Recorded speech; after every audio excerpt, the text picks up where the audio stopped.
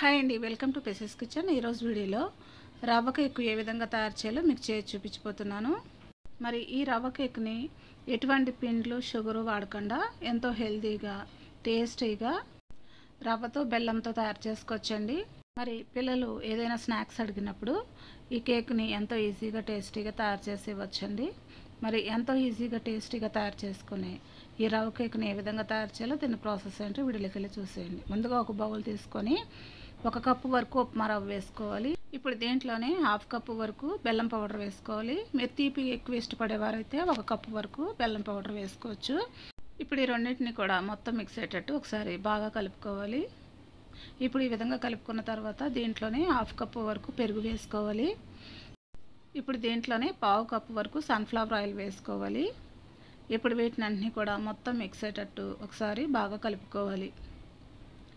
ఇప్పుడు ఈ విధంగా కలుపుకున్న తర్వాత ఇప్పుడు ఈ రవ్వ మీద మూత పెట్టుకొని ఒక 20 నిమిషాలు నానబెట్టుకోవాలి.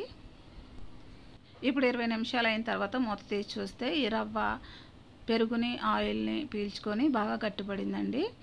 ఇప్పుడు ఈ రవ్వని ఒకసారి మొత్తం మిక్స్ అయ్యేటట్టు ఒకసారి బాగా కలుపుకోవాలి. ఇప్పుడు దీంట్లోనే 1/4 కప్పు వరకు కాచి చల్లార్చిన పాలు వేసుకొని పాలు ఈ రవ్వలోని మొత్తం మిక్స్ అయ్యేటట్టు ఒకసారి బాగా కలుపుకోవాలి. ఇప్పుడు దీంట్లోనే 1/2 టీ స్పూన్ బేకింగ్ పౌడర్ వేసుకోవాలి, 1/4 టీ స్పూన్ బేకింగ్ సోడా వేసుకోవాలి, 1/2 టీ స్పూన్ యాలకుల పౌడర్ వేసుకోవాలి. ఇప్పుడు వీటిని కూడా మొత్తం మిక్స్ అయ్యేటట్టు ఒకసారి బాగా కలుపుకోవాలి. బ్యాటర్ కొంచెం గట్టిగా ఉంది కాబట్టి మళ్ళీ 2 టేబుల్ స్పూన్ మిల్క్ వేసుకొని ఈ మిల్క్ని మొత్తం మిక్స్ అయ్యేటట్టు ఒకసారి బాగా కలుపుకోవాలి. బ్యాటర్ కన్సిస్టెన్సీ ఈ విధంగా ఉండాలండి. ఇప్పుడు కేక్ బ్యాటర్ రెడీ అయిపోయింది.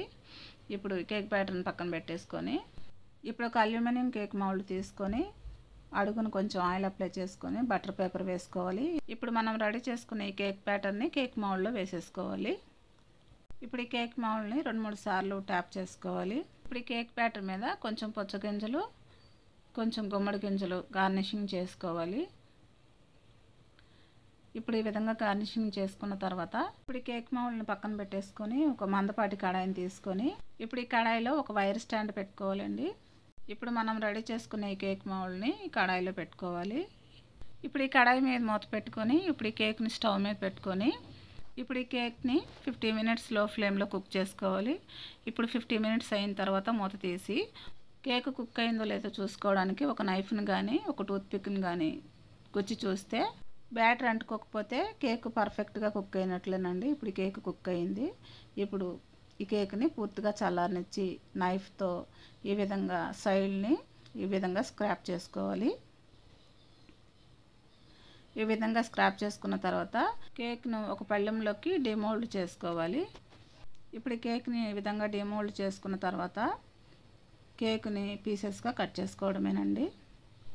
మరి ఎంతో ఈజీగా టేస్టీగా ఈ రవ్వ కేక్ని తయారు చేయడం చూసారు కదా. మరి ఎటువంటి పిండ్లు షుగర్ వాడకుండా రవ్వ బెల్లంతో ఎంతో టేస్టీగా ఈ కేక్ని తయారు చేసుకోవచ్చండి. పిల్లలు స్నాక్ అడిగినప్పుడు ఇంట్లో ఉండే వాటితోనే అప్పటికప్పుడు ఈజీగా హెల్తీగా ఈ కేక్ని తయారు చేసి పెట్టచ్చండి. మరి ఎంతో హెల్తీగా టేస్టీగా తయారు చేసుకుని ఈ రవ్వ కేక్ని మీరు కూడా ఇంట్లో ప్రిపేర్ చేసుకొని ఏ విధంగా వచ్చిందో నాకు కమెంట్ చేయండి. నా వీడియోస్ కనుక మీకు నచ్చినట్లయితే ఇప్పుడే సబ్స్క్రైబ్ చేసుకొని బెల్ ఐకాన్ ప్రెస్ చేయండి. మీ ఫ్రెండ్స్కి రిలేటివ్స్కి షేర్ చేయండి. Thanks for watching.